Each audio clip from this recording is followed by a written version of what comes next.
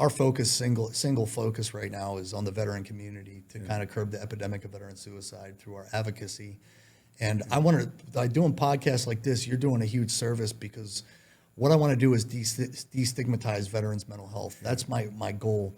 That's part of the reason I'm going to do a documentary. I'm sitting down for the documentary we're working on in Nashville on Saturday after the Ruck.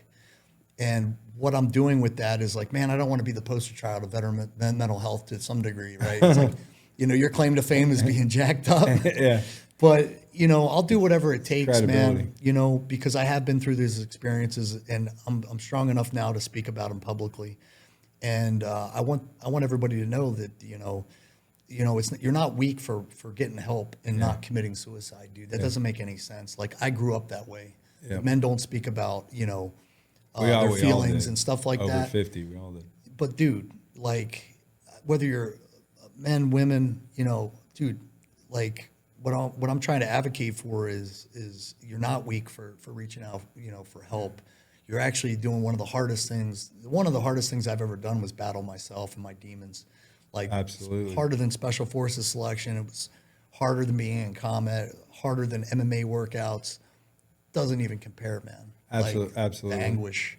So I want to take that pain away from people the best we can. In 2019, I was still doing executive protection for some celebrities and stuff. I wanted to get back. I was like, dude, I'm still fit. I was 230 pounds, doing jiu-jitsu. I started back in, training, some of those modalities, strength training, was taking care of myself, eating well.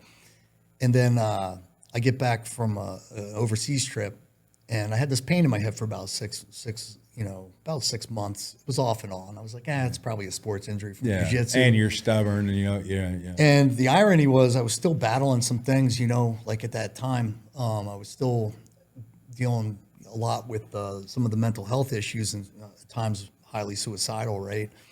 And then all of a sudden I get a diagnosis of like, hey, you got a 26% chance to live the next 5 years. And I was like, and you probably have questions like, am I going to die? That's my first question.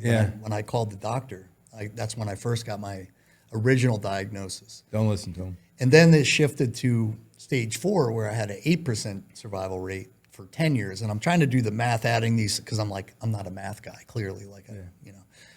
So I'm like, man, that's pretty low. I'm probably down in the low single, under this digits. And for, so I'm coming up on that 5-year mark soon.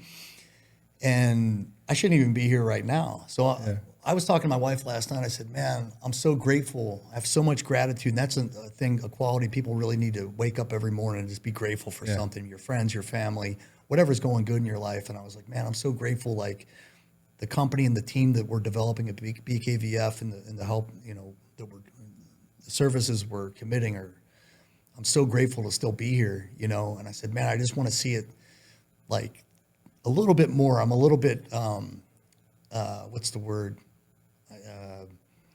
I feel like I'm overextending a little bit, I was like, man, I just want to see it go to the next level, man.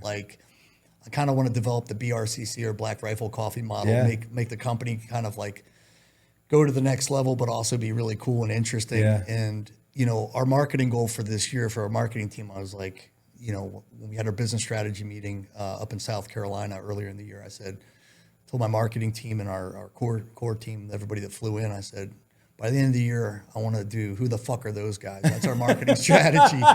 And they're like, well, what does that mean? I'm like, it means exactly what I said. By the end of the year, I want people, we're not going to be a household name, but I want people to go, who the fuck are these guys? Because they're all over the fucking place and they're doing rad shit while helping people. Yeah, I love it. And then, 2025 to 2026, that's going to be the years where I want to be a household brand and be a behemoth and it's not about, competitive with other companies. It's simply just my own internal goals. The bigger I grow the machine, long as we don't compromise our quality to the veteran community, our messaging for podcasts this year, I want to be very careful and not.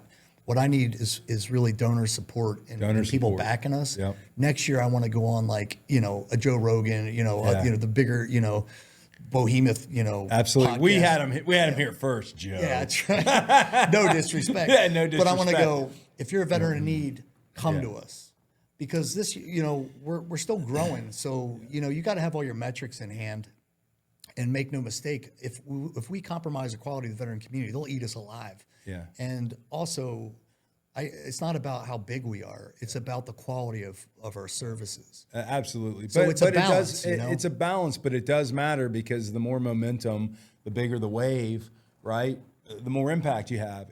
Whoa, I'm out of time. President Johnson gave his satisfaction. The Beret